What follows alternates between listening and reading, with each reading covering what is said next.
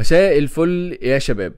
اهلا بيكم في اول فيديو في عام 2023 او اول فيديو انا بصوره في سنة 2023. الحقيقة انا حبيت ان انا ابتدي معاكم اول فيديو في السنة دي، وكمان قبل الفيديوهات اللي هتتعمل علشان معرض الكتاب، اني اتكلم معاكم في الفيديو ده عن شوية حاجات او عن شوية اصدارات وصلتني وشوية اعمال وصلتني. هي كانت باكجز جايالي، فخليني اوريكم الباكجز عاملة ازاي، لان هي كتيرة جدا جدا جدا.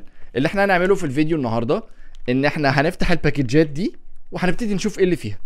شكلها هتبقى سنة جميلة وخفيفة وحلوة. كتير مش كده؟ يلا بينا عشان نشوف ايه اللي فيها.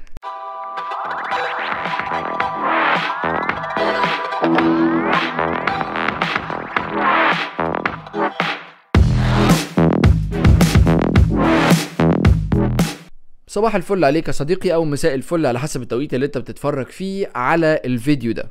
في فيديو النهارده زي ما شفته في اول الحاجه خالص، من يا دوب مفيش لسه من كام ثانيه، معايا كام باكج، والباكجات دي عايزين نفتحها ونشوف ايه هي الاصدارات اللي فيها، لان دي اول اصدارات توصلني في عام 2023.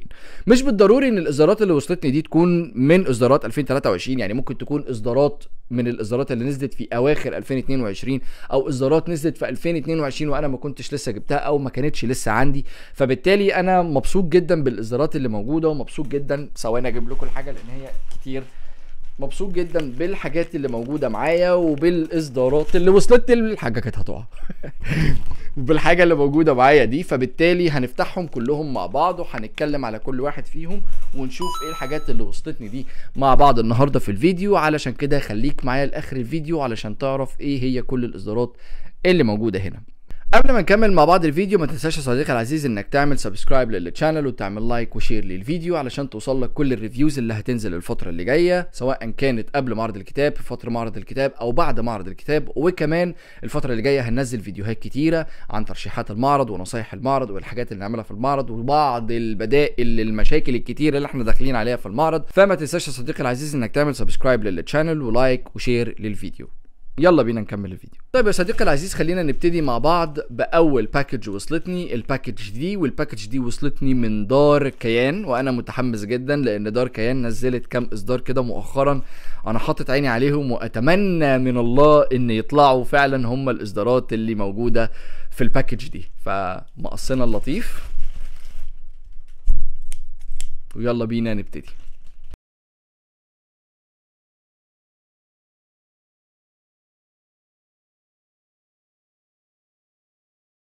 هم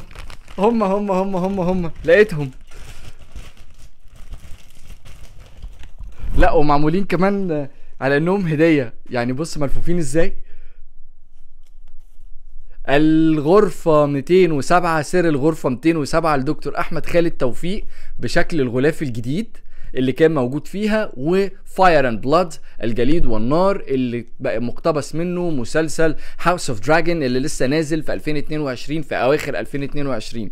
الحقيقه انا كنت مستني ان اروح معرض الكتاب اصلا علشان اجيب فاير اند بلاد، لان فاير اند بلاد انا كنت عايز اقراه. يعني انا واحد اتفرجت على جيم اوف ثرونز كلها ما خلصتش طبعا قراءة كل اعمال جيم اوف ثرونز او كل الاجزاء بتاعت جيم اوف ثرونز، ولكن فاير اند بلاد تحديدا كان مستهويني جدا لانه كان بيتكلم عن تاريخ التارجيريانز قبل احداث جيم اوف ثرونز.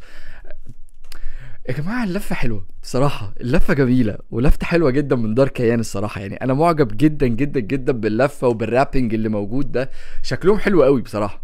خلينا كده نشوف ايه اللي مكتوب في ظهر فاير اند بلاد، لان اللي في الاول خالص الغرفه 207، فانا مش عايز اشيل البتاعه دلوقتي، انا هخليها. لكن دلوقتي فاير اند بلاد ظهرها موجود هنا، فخلينا اقرا اللي مكتوب فيها. قبل قرون من احداث لعبه العروش، فر آل تارجيريان عائله ساده التنانين الوحيده الناجيه من هلاك فاليريا الى جزيره دراجونستون ليفرضوا بعد ذلك نفوذهم على قاره ويستروس باكملها.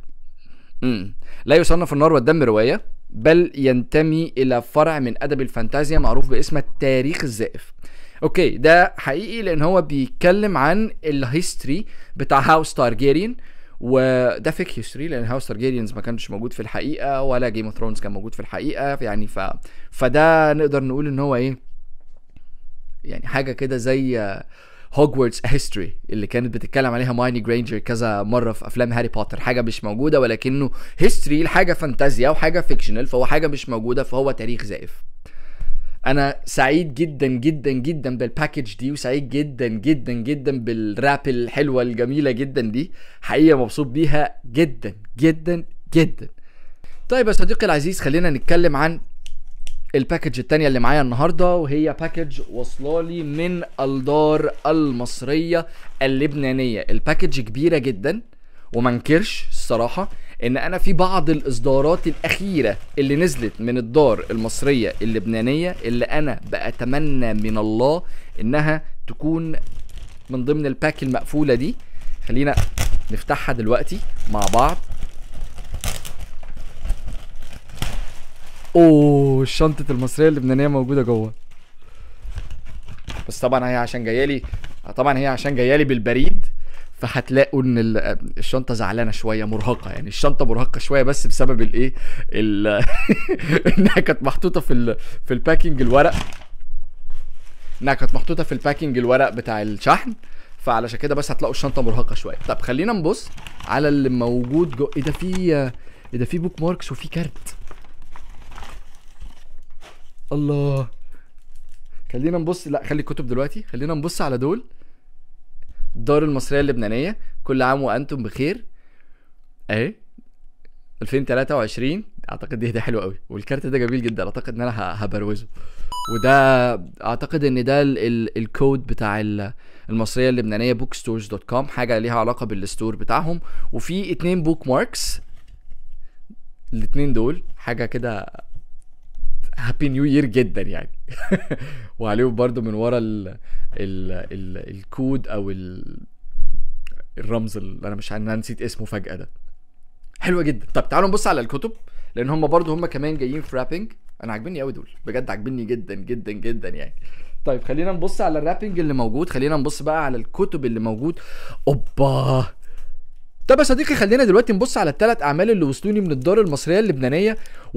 لا انا معجب بالرابنج، يعني انا معجب قوي بلفه الهديه دي، بصراحه عجباني قوي، فعلا عجباني. خلينا دلوقتي نبص على ال3 اعمال او ال3 اصدارات اللي وصلوني من المصريه اللبنانيه.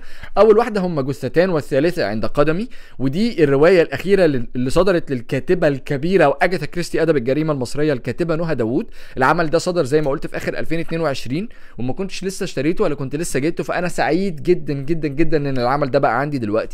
اما العمل الثاني هو سيد والعصابه للكاتب ولاء كمال. والكاتب ولاء كمال انا كنت متحمس جدا جدا لما اعلن عن روايه السيد والعصابه ان هي هتنزل، وبرضه نزلت في اخر 2022. لكن انا كنت متحمس ليها جدا لان ولاء كمال كتب واحده من اجمل الاعمال الروائيه اللي صدرت في عام 2021، وهي روايه القداس الاخير او القداس الاخير. كانت روايه رائعه وممتازه وحلوه جدا، وبالنسبه لي انا القداس الاخير واحده من الروايات اللي انا انصح بقراءتها بشده لانها فعلا حلوه وفعلا جميله. وعلى فكره انا راجعت الروايه دي، وهتلاقوا الريفيو بتاعها عندي في الشانل، وممكن يطلع لكم من الاي اللي فوق هنا دلوقتي. اما العمل الاخير اللي وصلني هو قارئ الجثث سيدني سميث، من كتابة الكاتب الكبير والوقور جدا جدا جدا مصطفى عبيد. واللي يعرف وقرا للكاتب مصطفى عبيد هيفهم قصدي بالكاتب الوقور جدا. عارف لما تقرا كتابات لحد وتحس ان الكتابة بتاعته فيها وقار، ده بالظبط هو احساسي الشخصي اللي انا حسيته وانا بقرا العمل اللي انا قريته للكاتب مصطفى عبيد، اللي كان صادر مع دار اخرى وكان بيحمل اسم جاسوس في الكعبة. العمل ده كان حلو جدا جدا جدا وكان وقور جدا. اللغة كان فيها وقار وكان فيها نضج كبير قوي وكان فيها لمسة أدبية وحس أدبي عالي جدا جدا جدا. فحقيقة عشان كده أنا كنت برضو متفائل جدا بالعمل ده، وكنت حاطه ضمن خطة أعمال اللي أنا هشتريها في معرض الكتاب، ولكن الحمد لله إنه وصلني من قبلها. وأنا سعيد جدا بال3 أعمال دول وبال3 إصدارات دول، لأن هم حقيقي من أجمل ومن أقوى الإصدارات الأخيرة للدار المصرية اللبنانية. خلينا دلوقتي نبص على الباكج الجديدة اللي وصلتني هنا. الباكج دي غالبا أنا عارف إيه اللي فيها، لأنها عن حاجة كانت منتشرة زمان في مصر لفترة طويلة، وبعد كده رجعت اندثرت تاني، ومرة واحدة رجع بدأ يبقى ليها رواج مرة أخرى. أصدقائي الأعزاء، دلوقتي أنا معايا 3 أعداد من سلسلة حلمي مهران، معايا القضية الأولى والقضية التانية والقضية التالتة أهو.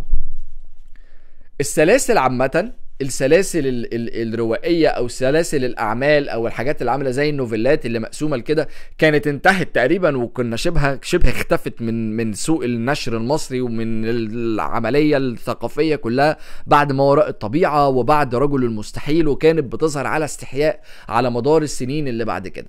فطبعا بعد صدور سلسله اعمال ناجحه جدا، ودلوقتي كمان صدور حلمي مهران القضيه الاولى ابن آوى، والقضيه الثانيه الشك، والقضية التالتة بعد ال40. فأعتقد إن صدور الحاجات دي وصدور نوعية الأعمال دي حاجة حلوة جدا وحاجة جميلة جدا وحاجة ممتازة وحاجة تدعو، يعني الواحد بيتمنى ان دايما الشكل ده من الاعمال والشكل ده من الادب والشكل ده من الاصدارات يرجع ينتشر تاني بقوة، لانه حاجة حلوة جدا وحاجة مهمة جدا، وانا متفائل جدا جدا جدا بالاعمال دي. طبعا سلسلة حلمي مهران من كتابة الكاتب احمد عثمان، واعتقد ان هي هتكون من اوائل الاعمال اللي انا هقراها لسبب بسيط جدا، وهو ان يعني بصراحة ان الاعداد يعني عدد صفحاتها مش كبير، فمش هتاخد مني وقت طويل قوي في القراية، فبالتالي هيكونوا بالنسبة لي اسهل ان انا اقراهم بسرعة قبل فترة المعرض، وده انا اعرف ان انا اعمل لهم ريفيو. انا متفائل جدا بالسلسلة دي حقيقي. طيب خلينا دلوقتي ندخل في باكجتين تانيين، كل باكج فيها كتاب واحد. خلينا نبتدي بالباكج دي ونشوف ايه اللي فيها، لان انا عايزين نشوف ريم جمعة عزرا ملك الموت من اصدار دار ابهار. العمل ده انا كنت متحمس له جدا من السنة اللي فاتت، والعمل ده انا كنت عايز اقتنيه واقراه من السنة اللي فاتت، ولكن ما كانش فيه فرصة، والحمد لله ان الباكج اللي جات لي كان فيها الكتاب ده، لان انا فعلا كنت طالبه بالاسم وكنت مستنيه بالاسم وكنت عايزه بالاسم، لاني برضو زي ما قلت الكاتبة اكتف جدا على الفيسبوك، وكتاباتها على الفيسبوك من متابعتي ليها كانت حلوة وكانت جميلة، فبالتالي انا كنت متحمس ان اشوف ترجمة كتاباتها دي داخل رواية هتكون عاملة ازاي. فعزرا ملك الموت من اصدار دار ابهار انا متحمس ليها جدا، واعتقد برضو انها مش روايه كبيره، والله شكلك انت كمان هتتراجع قريب عشان انت روايه مش كبيره، فانا متحمس فعلا ليها جدا واتمنى انها تعجبني، سبيشالي ان برضو الريفيوز اللي انا قريتها عن العمل ده كانت ريفيوز كويسه جدا وكانت ريفيوز ايجابيه، اغلبها كان ايجابي، فانا متحمس جدا جدا جدا لقراءه العمل ده. ندخل بقى في اخر باكج علشان نشوف ايه هو اللي فيه، وخلينا دلوقتي نفتحه ونشوف، يمكن نشوف. خد بس انت رايح فين؟ خد تعال حبيبي تعال. الله ايه ده دي من دار ارتقاء للنشر والتوزيع، ما أخفاه القدر عنا، من كتابة الكاتب طارق إبراهيم، ومن إصدار دار ارتقاء للنشر والتوزيع. هو آخر إصدار في آخر باكج معانا النهاردة. العمل ده أنا متحمس له الحقيقة، وأعتقد إن أنا هراجعه في وقت قريب جدا جدا جدا، وأتمنى إن العمل يعجبني، خاصة إني لما اتكلمت مع الكاتب لقيت إن الكلام اللي هو بيحكيهولي كلام انا حسيت اني متحمس ليه، عايز اعرف ازاي الكاتب ممكن يعرض الفكرة اللي هو اتكلم معايا عنها داخل العمل بشكل روائي وفي صياغة رواية او في الصياغ الروائي اللي هو حب ان هو يكتبه او حب ان هو يعمله. فانا متحمس للعمل ده، والله الرواية برضو مش كبيرة، فشكلي برضو هراجعها قريب. طب وبعدين يا جماعة انتوا كتير هنعمل ايه؟ شكلنا عندنا شغل كتير جدا الفترة اللي جاية قبل معرض الكتاب وفي فترة معرض الكتاب ان شاء الله. وبكده يا صديقي العزيز اقدر اقول ان احنا وصلنا النهاردة لنهاية الفيديو ب 12 عمل وصلوني على حوالي 1 2 3 4 5 على 5 باكجات كانوا واصلين لي. عملنا عليهم انبوكسنج دلوقتي مع بعض، وشفنا ايه هي الاصدارات دي وشفنا ايه اللي موجود فيها. خلينا اقعد الوعكم شويه، اجيبكم يمين واجيبكم شمال. طيب يا شباب، هي دي كل الاعمال اللي وصلت النهارده. 1 2 3 4 5 6 7 8 9 10 11 عمل، 11 اصدار وصلوني على 5 باكجز تقريبا. انا مبسوط بيهم جدا وسعيد بيهم جدا ومتحمس للاعمال دي جدا جدا جدا، لانها اعمال كلها قيمه واعمال انا فعلا متحمس لها وكنت عايز اقراها. وايجاس ان احنا لازم نراجع الاعمال دي بسرعه قبل معرض الكتاب، علشان لو عايزين ندخل في الجديد لازم نخلص القديم الاول، قدامنا شويه شغل حلوين. على العموم ما تنسوش طبعا في نهايه الفيديو انكم تعملوا سبسكرايب للشانل وشير ولايك للفيديو. ما تنسوش طبعا تكتبوا لي تحت في الكومنتات لو كنتوا قريتوا اي اصدار من الاصدارات دي كلها. طبعا ما تنسوش زي ما قلت تعملوا سبسكرايب علشان توصل لكم كل الفيديوز الجديده، كل الريفيوز اللي هتتعمل للاعمال دي، وكمان كل الفيديوهات اللي جايه اللي هتنزل على معرض الكتاب، وهنتصرف ازاي طبعا في المشاكل اللي جايه وغلاء الاسعار وايه الحلول والحاجات دي كلها، افكار هنتكلم عنها في فيديوهات هتنزل. وبس كده، شكرا لكم يا شباب، واشوفكم في المراجعه اللي جايه او الفيديو اللي جاي. السلام عليكم.